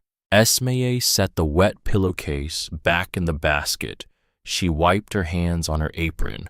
She came across the yard and she took Rilla by both shoulders. Listen to me. Yes, ma'am. You are not going to win this fight by being right. You are going to win it by being kinder than he expects. He is coming up the mountain prepared to deal with a frightened girl or an angry girl. He is not prepared to deal with a girl who has read what your great-grandmother wrote. He is not prepared to deal with a girl who knows his father died for the truth. He is not prepared to be looked at without contempt. He does not deserve that. He does not, but you are not doing it for him. You are doing it for you. You are doing it because anger is going to take your great-grandmother's story and make it about you and Coburn, and you do not want that. You want it to stay about her. Rilla swallowed. Esme, yes. Will you come tomorrow? I was going to come whether you asked me or not. Will you bring Persimmon's photograph? Esme's eyes went wide for just a second. Then she understood. The corners of her mouth went soft. I will bring it. Rilla drove the last mile up to the cabin in second gear, and the truck sounded steadier than it had any right to be. She spent the afternoon preparing. She walked the property and counted the apple trees again. She found that 2 more had dropped their last fruit overnight. She walked the perimeter of the orchard with Mercer. She walked the kitchen garden. She knelt at the trap door and pressed her palm to the sod and said, I see you to whatever was down there. She felt foolish saying it. She said it anyway. She climbed down into the bunker one more time. She did not take the journal. She left it on the table where Ottilie had left it, where Asa had left it, where Persimmon had left it. She closed it. She wrapped the wax twine twice around the cover. She tied a simple bow. She climbed back up.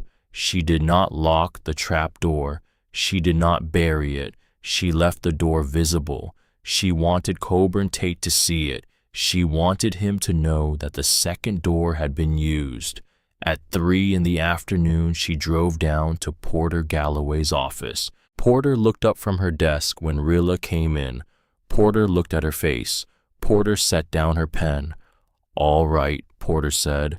"Tell me what we are doing." Rilla told her. She told her everything. She told her about Esme's first visit, about the bunker, about the journal, about the 17 names, about Coburn's visit, about the $16,000, about the surveyors, about Roscoe Yoder, about the typewritten letter that had killed Wendell Tate in 1998. Porter listened with her hands folded on the desk. She did not interrupt. When Rilla was finished, Porter sat for almost a full minute without speaking. Then she said one thing. "Honey, do you have copies?" "Copies of what?" "Copies of every page of that journal, copies of every name, copies of every entry." "No, ma'am." Porter stood up. She crossed to a metal cabinet against the wall. She unlocked it with a key from her cardigan pocket. She pulled out a portable photocopier, the kind that runs on a battery, the kind that lawyers in rural counties have used for 30 years to copy documents in the field. She unplugged a small camera from the back of her desk. She put both into a canvas bag. She slung the bag over her shoulder. "We are going up to your cabin," Porter said. "We are copying every page tonight. We are taking 3 copies. One stays with you. One stays with me in this office in a sealed file. One goes to a journalist friend of mine in Lexington who has been waiting for a story like this her whole career. By midnight tonight, there will be 3 copies of that journal in 3 different counties. Coburn Tate can buy the cabin. He can burn the cabin. He cannot buy or burn what is in 3 different counties." Rilla looked at her. "Porter?"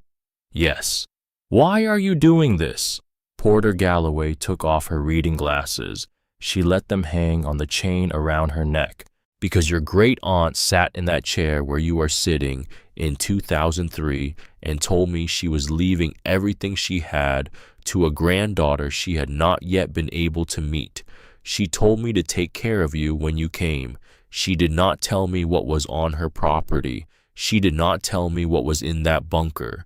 She told me only that there was a wrong in this county that her family had been carrying for too long, and that her great-niece was going to set it down. She told me to be ready when that day came." Porter put her hand briefly on Rilla's shoulder. "This is the day." They worked until midnight in the cabin. Porter set up the copier on the kitchen table. Rilla brought the journal up from the bunker. She set it gently on a folded, clean dish towel. They turned the pages together, page by page. They photographed every entry. They photocopied every list. They labeled every page with date and number. Esme arrived at 7 with the chicken pot pie she had been planning to bring tomorrow and a thermos of coffee and the framed photograph of Persimmon from her wall. Esme did not look at the journal. She sat in a chair by the stove with Mercer's chin on her foot and she watched the work in silence. By 11, they had 3 full sets of copies. Porter sealed 2 of them in manila envelopes. She wrote dates on the outsides.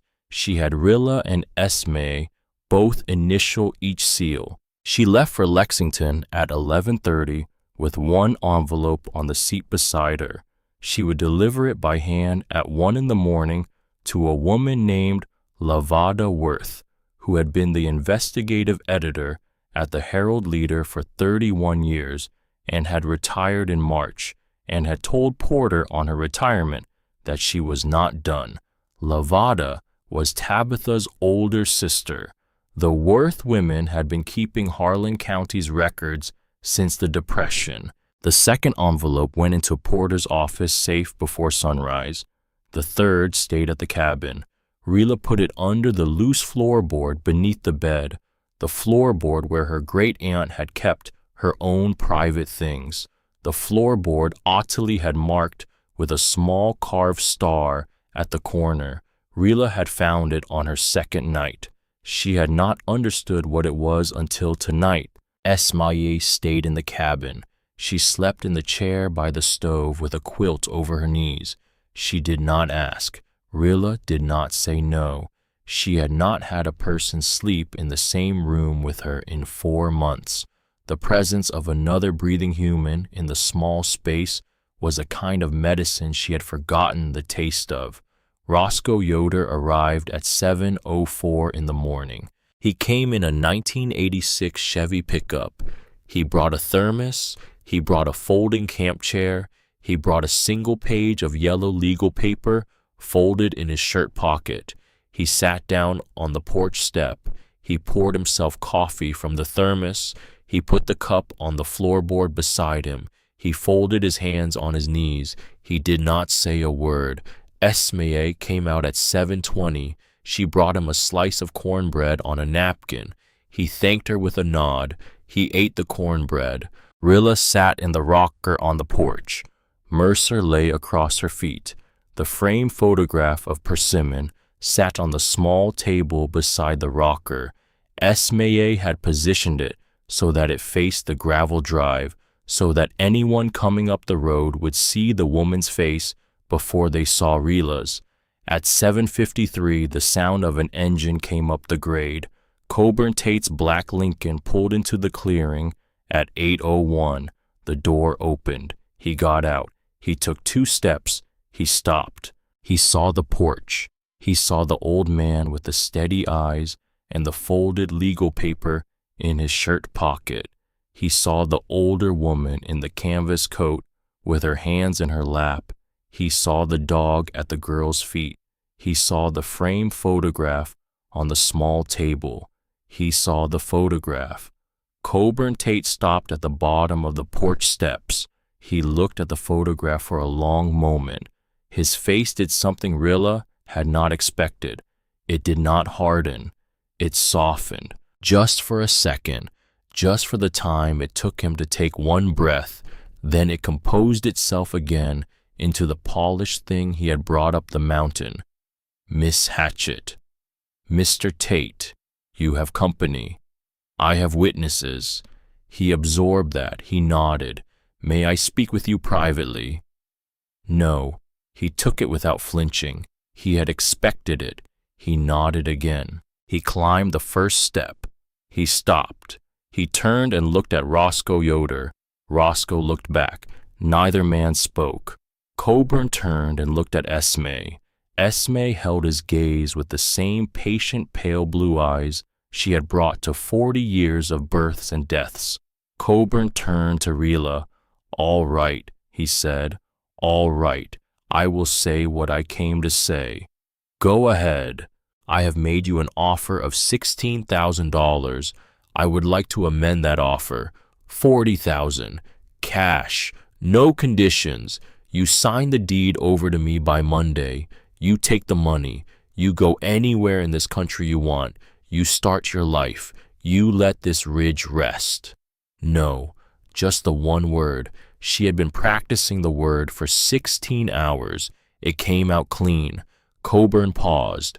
Miss Hatchett, Mr. Tate, your aunt and I had an understanding. I do not want this to become difficult, but I have resources you do not have. I have lawyers you do not have. I have time you do not have. You are 18 years old. You have a truck and a dog. You do not have the standing to fight me on a question of property law in this county, and you do not have the standing to fight me on a question of public memory.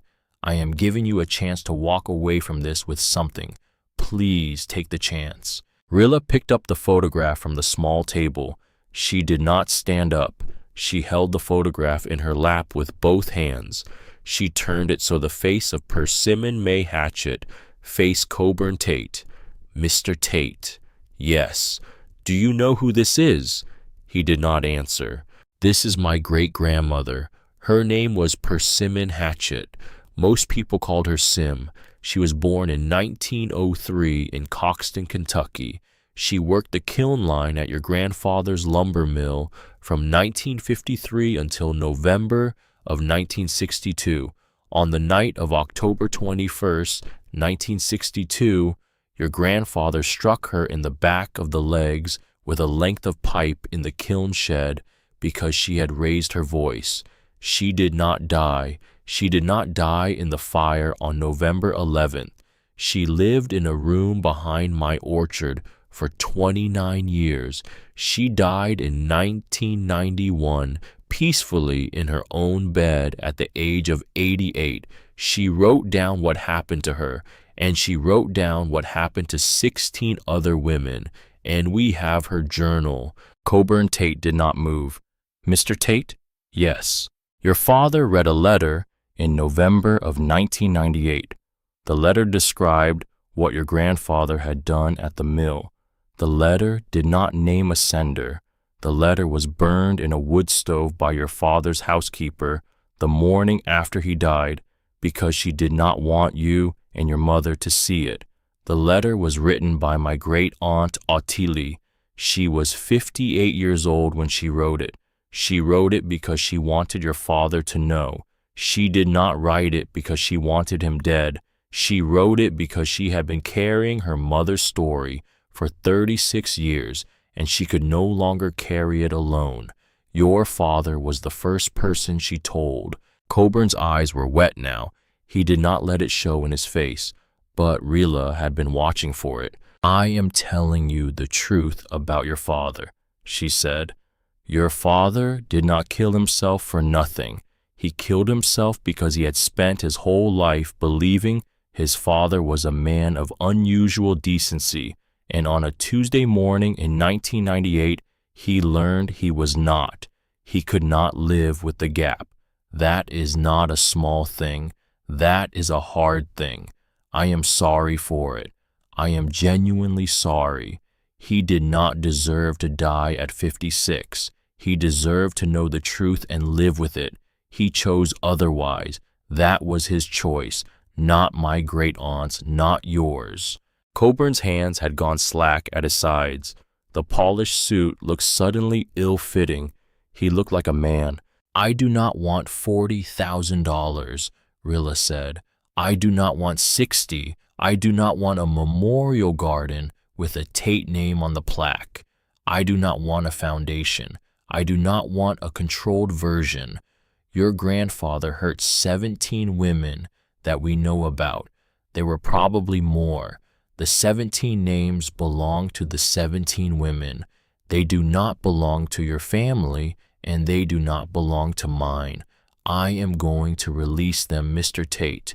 The journal is going to be published. The names are going to be read.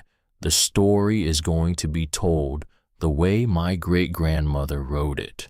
Not the way you would write it, not the way I would write it, the way she did. Coburn took a long breath. You are very young, he said. I am. You do not know what you are starting. I am not starting it. He looked at her. She started it, Rilla said, in 1971, with a fountain pen, underground. I am just the one who is going to finish carrying it. Coburn Tate stood in the cold October light at the bottom of her porch steps for a long moment. Mercer did not growl this time. Mercer was watching too. Coburn put his hand on the porch rail, not to climb, to steady himself. My father, he said, in the garage. Did your aunt, did she know that he would do what he did? Yes. No, Mr. Tate, she did not know. She told me in her own journal that she sat with the letter for 3 weeks before she mailed it. She wrote that she was praying he would hear it as a chance to repair something. She wrote on the day she heard the news, I am sorry. I did not mean for the truth to be a weapon. She wrote that in her own hand. in a journal 12 feet under the ground that nobody in this county knew existed. She did not mean for him to die. She meant for him to be free. Coburn closed his eyes. He stood there with his eyes closed for almost a minute. The orchard was very still. When he opened his eyes, he was not the same man. He nodded slowly. He said one thing: "I will withdraw the offer." "Thank you. I will withdraw the survey request." "Thank you. I will not contest anything you publish." "Thank you, Mr. Tate. My grandfather was not a good man." "No, sir, he was not." "My father was not a bad one." "No, sir. From what I have learned, your father was a man who tried to live well and could not live with what he learned about the foundation under his feet. There is no shame in that." Coburn Tate looked at her. He nodded once. He turned and walked back to his Lincoln. He paused at the door. He turned back. "Miss Hatchett." "Yes." "My grandfather paid for the headstone at Pine Hollow Cemetery, the one with your great-grandmother's name on it, over an empty grave. I will arrange to have it removed or moved or kept, whichever you and your family prefer. Move it." "Where?" "To wherever it is going to stand near the new memorial. I want her name to be the first one read, not because she is mine, because she is the one who wrote it down." He nodded a final time. He got in the car. He drove down the mountain. The Lincoln was gone by 8:40. Nobody on the porch moved for a long time. Esme was the first to speak. "Honey?" "Yes, ma'am." "You did that right." Rilla looked at her hands. Her hands were shaking now. They had not shaken once for the whole conversation. They were shaking now. She set the photograph back down on the small table with the trembling slowness of a person handling something more fragile than glass. Mercer nudged her hand. Roscoe Yoder reached into his shirt pocket. He took out the single page of yellow legal paper. He unfolded it. He looked at it for a moment. "I had written down what I saw," he said. "October 21st, 1962. The pipe, the kiln shed, everything. I had written it down in case he came up here and started lying and I needed to say it out loud. I did not have to say it, so I am going to hand it to you. You add it to the file. You give it to the journalist. You let it stand with the rest." He held the page out. Rilla took it with both hands. She did not read it. She just held it. "Thank you, Mr. Yoder." "Roscoe." "Roscoe." He nodded. He gathered his folding chair and his thermos. He climbed into his truck. He drove down the mountain to a quiet house and a long afternoon and a kind of breathing he had not done since 1962. Lavada Worth from the Herald-Leader drove up the ridge the next morning. She stayed for 2 days. She read the journal. She read Roscoe's statement. She read Porter Galloway's notes. She drove out to Coxton with Esme and walked the ground where Persimmon had been born. She drove to Pine Hollow Cemetery and stood at the headstone over the empty grave and put her hand on the stone for a long time. She drove back to Lexington with the manila envelope on the passenger seat and a story in her head that she had been waiting 31 years to tell. Her piece ran in the Sunday edition 6 weeks later. It was 26 pages. It ran with photographs. It ran with the 17 names on a centerfold, spread in the order Persimmon had written them. It ran with a portrait of Rilla Mae Hatchett, at 18 years old, standing on the porch of a cabin on Cutter's Back Ridge, with a black dog at her feet and her great-grandmother's framed photograph in her hands. The piece won a national award the following spring. The proceeds by Rilla's direction went to a small fund she set up in Persimmon's name. The fund paid the property taxes on the cabin. The fund paid for a new tin roof. The rest of the fund supported a small archive Rilla built in the cabin's back room. She called it the Persimmon Room. It was open by appointment 4 days a week. Women came from across Kentucky. Women came from Tennessee. Women came from West Virginia and Ohio and the western counties of Virginia. They came with letters and photographs and small leather notebooks and old receipts in shoeboxes. They came with stories nobody had wanted to hear. They came with the names of mothers and aunts and grandmothers and cousins who had worked in factories and laundries and kitchens and lumber mills and chicken plants and had been used badly by men who had been called men of unusual decency. Rilla took down each story. She wrote each name in a leather-bound book. She did not edit. She did not soften. She did not allow any name to be added that the woman had not chosen to add. The book grew thick. It grew thicker still. By the spring of her 24th birthday, it had 4 volumes. She had not gone back to school in the conventional sense. She had taught herself what she needed to know by reading every book in Tabitha Worth's library and asking questions of every woman who came through the door. She was not a historian. She was not a journalist. She was not a lawyer. She was a witness. She was a keeper. The welded hatch stayed welded. Rilla never opened it. She did not need to. The room had been entered through the second door. The second door was the door her family had built for the women who would come after. She kept the second door visible. She put a small wooden sign beside it, painted in white. It said simply, "This is where she lived." She brought visitors down the ladder by appointment. She showed them the table. She showed them the chair. She showed them the shelves. She did not show them the journal. The journal was in a fireproof safe in Porter Galloway's office in Harlan, and the journal would stay there for the rest of Rilla's life. The journal was not for display. The journal was for keeping. What she showed them was what could not be moved. The walls Asa and Ottilie had poured by hand.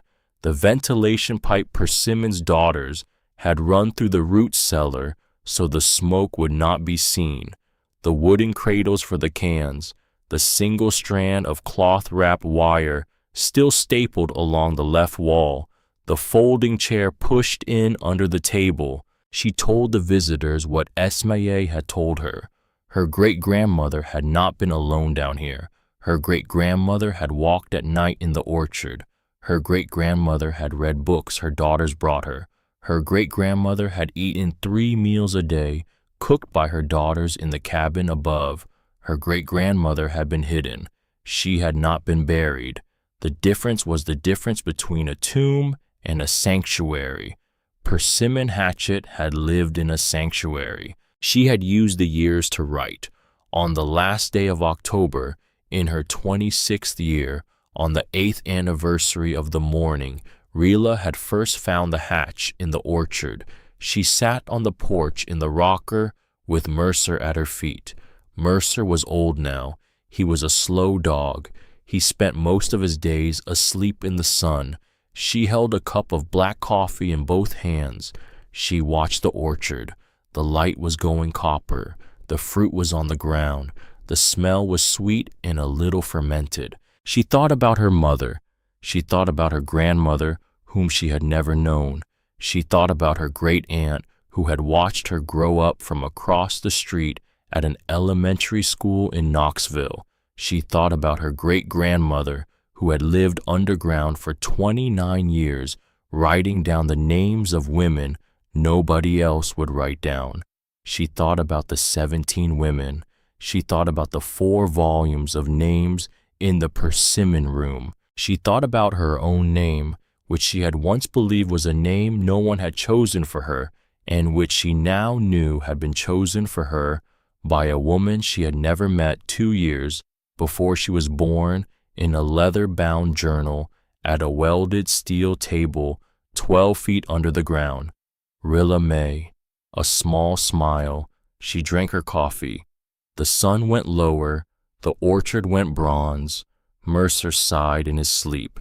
And in the small cabin at the top of the ridge, with the wood stove, warm and the lantern unlit, and the second door open to the air, Rilla Mae Hatchet sat very still and listened the way the women in her family had always listened, for the voices that had been buried and were not gone, for the voices that had been waiting, for the voices that knew in the patient way only the unheard ever know that someday a young woman would come back to this ridge with eyes for the dark places. She had come, she had read, she had spoken, and now the orchard was full of names,